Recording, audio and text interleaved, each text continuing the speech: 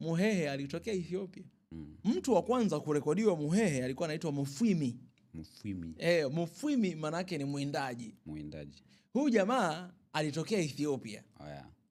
Alipotokea Ethiopia, sasa kwa sababu walikuwa ni wawindaji. Sasa hivi Wahehe ni wakulima, lakini kumbe asili yetu sisi ni wawindaji.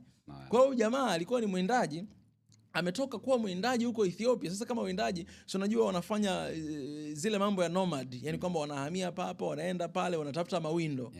Kwa hiyo wakati wanatembea wakafika Kenya, wakaingia Usagara, wakaingia mpaka Mpwapwa huko, baadaye wakaenda mpaka Dabaga, ndio wakaseto huko.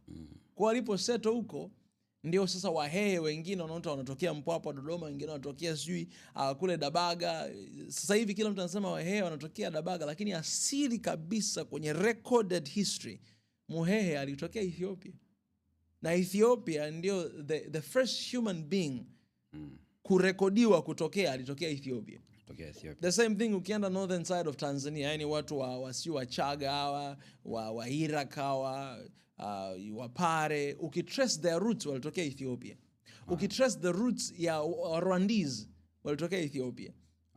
Umeona? Kwa ukitrace roots ya Waafrika wengi tulitokea basically same hii moja, na kutokea hapo tuko scattered kwa sababu ya uwindaji, kwa sababu ya ufugaji, kwa sababu ya kilimo. Kwa hiyo mimi I had to trace back my roots kujua. Tuna wa South Africa pia ambao wako hapa. Wako hapa Ngoni wako hapa kibao sana.